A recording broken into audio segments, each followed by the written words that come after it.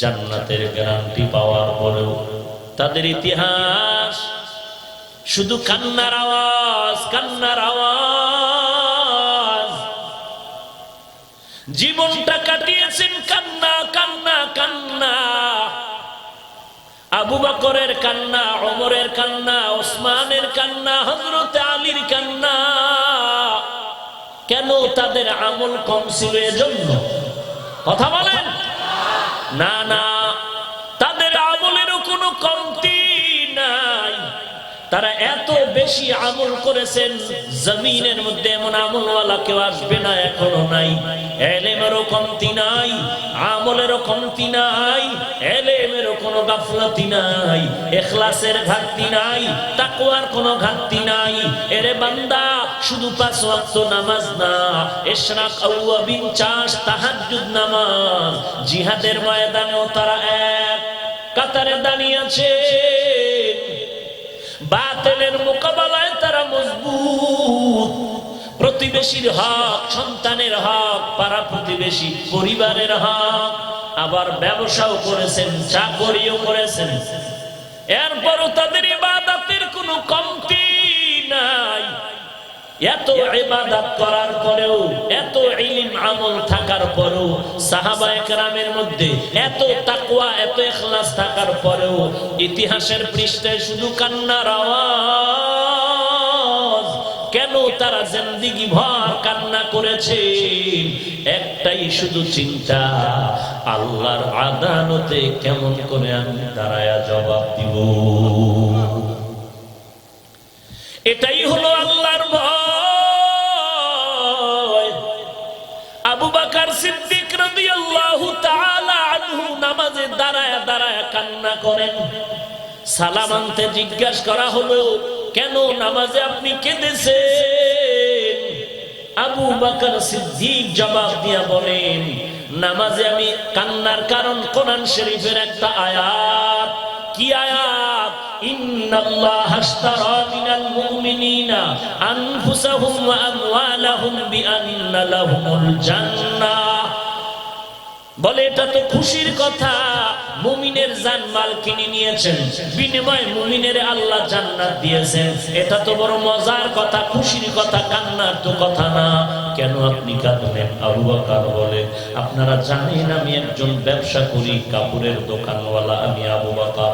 আজকে সকালবেলা একজন মহিলা আমার দোকানে একটা কাপড় ফিরাইয়া দিয়া টাকা নিয়ে চলে গেল। বহুদিন আগে কাপড় নিয়েছিল। আমি বিদায় বেলা মহিলাকে জিজ্ঞাসা করলাম, হে আম্মা জান, কাপড়টা কিনলেন দোকান থেকে, সাথে সাথে সমস্যা হলে ফিরাইয়া দিবেন, এত দেরিতে কেন কাপড়টা ফিরাইয়া দিলেন? কারণটা কি? আম্মা জান ডেকে বলেন, ও দোকানওয়ালা আবু বকর, আমি আসতে সময় পাইনি, বড় ব্যস্ত। আমি কাপড় ফিরাইয়া দেওয়ার কারণ তোমার দোকানের কাপড় আমার পছন্দ হয় নাই। আবু বকর বলেন, আমি নামাজে দাঁড়াইয়া আল্লাহর কোরআনের আয়াত পড়ে চিন্তায় পড়ে গেলাম।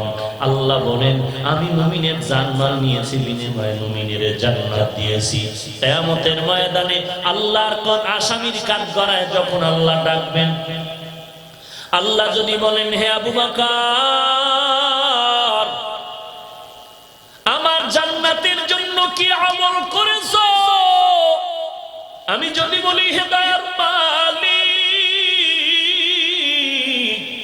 তোমার জান্নাত আর সন্তুষ্ট অর্জনের জন্য নামাজ পড়েছি, রোজা রেখেছি, তিলাওয়াত করেছি, জিকির করেছি আল্লাহ, পর্দা করেছি, হালাল রাস্তায় চলেছি।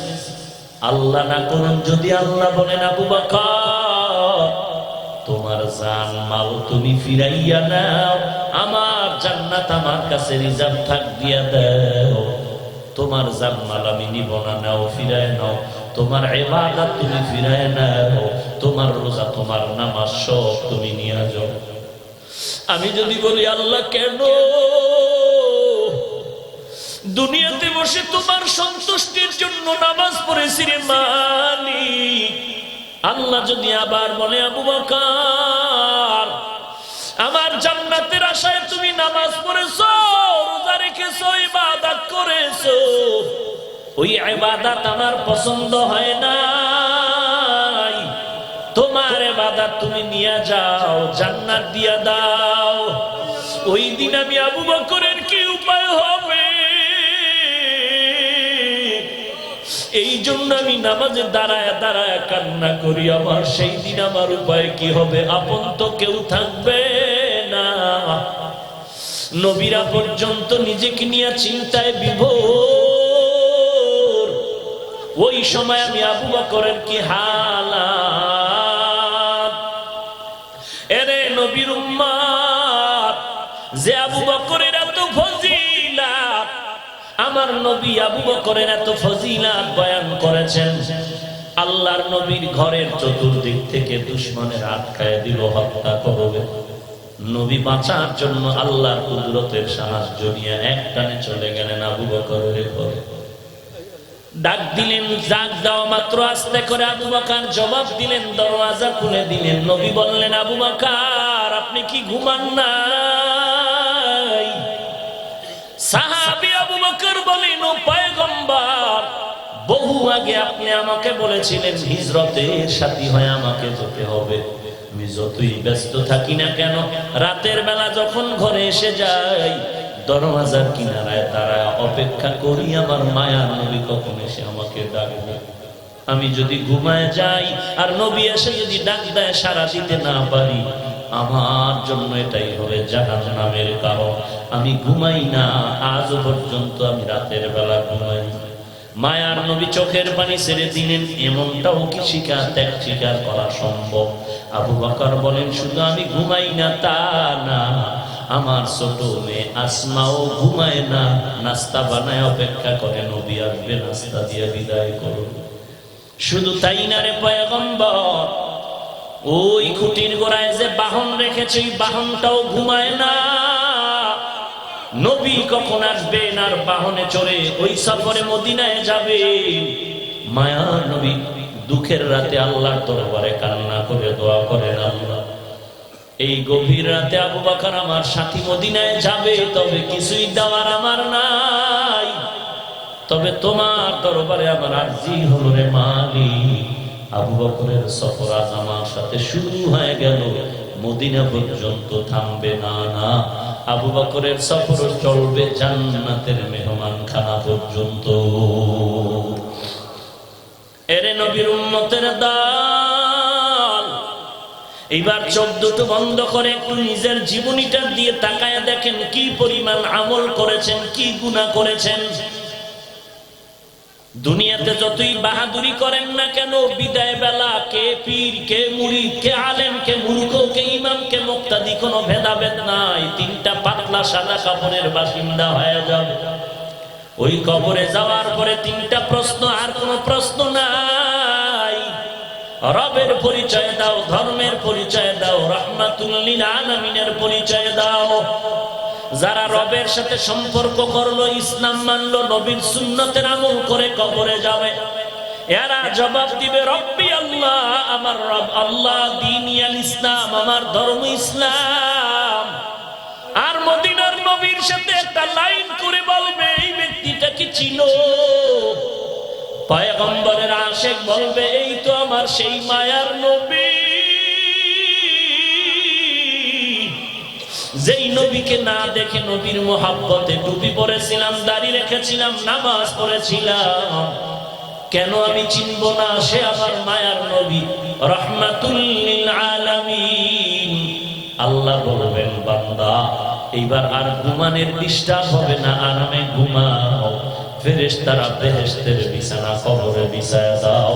ইসরাফিলের সিংহায় ফুৎকারের আগেই বান্দা আরামে ঘুমাবে, কেউ যেন ঘুমে ডিস্টার্ব না করে। এই একই প্রশ্ন আবার আপনাকেও করা হবে, বেনামাজিকেও করা হবে। রবের পরিচয় দাও, ধর্মের পরিচয় দাও, রাহমাতুল লিল আলামিনের পরিচয় দাও। যারা আমার আল্লাহর পরিচয় নিলা না, ইসলাম মানলা না, নবীর সুন্নতের আমল করলা না, নিজেও টুপি পরো না, অন্যের টুপি তাও দেখতে পারো না, নিজেও পর্দা করো না, অন্যে পর্দা করে পছন্দ করো না, নিজেও দাড়িটা লম্বা করো না, অন্যে দাড়ি রাখে তাও পছন্দ করো না রে ভাই। কবরে যাওয়ার পরে কোনো জবাব দেওয়ার উপায় থাকবে না, শুধু বলবে হা হা লা আদরি, আফসোস বড় আফসোস, আমি কিছুই জানি না। তখন আল্লাহর কুদরতের অর্ডার হয়ে যাবে, এরে ফেরেশতা, এই বান্দাকে দুনিয়াতে আমি আল্লাহ কত মায়া করেছি, সার দিয়েছি, আমি আল্লাহর দেওয়া পানি, আমার দেওয়া বাতাস, আমার দেওয়া মাছ, আমার দেওয়া গাছের ফল, আমার দেওয়া জমিনের ফসল, আমি আল্লাহ সব ফ্রি করে দিয়েছি। আল্লাহর বান্দা আমার দেওয়া নেয়ামত ভোগ করে সঠিক মতো নামাজ পড়ে নাই, টুপি পরে নাই, আল্লাহর বিধান মতো চলে নাই, নবীর আদর্শ মানে নাই, আজকে একটা সেকেন্ডের জন্য সার দেওয়া হবে না। এই বান্দাকে আর দেরি করা যাবে না, আল্লাহ অর্ডার করবে, এরে কবরের মাটি দুই পার্শ্ব থেকে চাপ দাও। কবরের মাটির চাপে গুনাহগারের পাঁজরের হাড় চুরমার হয়ে যাবে, একটা নয়, দুটো নয়, 70 থেকে 99টা সাপ, জাহান্নামের আগুন কবর ভরে যাবে। ওই ইসরাফিলের সিংহায় ফুৎকার পর্যন্ত আযাব কবরের মধ্যে চলতে থাকবে রে বাবা। আল্লাহর কোরআন মিথ্যা মনে করিও না রে যুবক, নবীর কথা মিথ্যা মনে করিও না রে ভাই। দুনিয়াতে যতই আপন আপন বলতেছো, কেউ তোমার আপন না। স্বার্থে আঘাত লাগলেই 3 দিন পর্যন্ত মোবাইল বন্ধ থাকে আর মোবাইল খুলে না।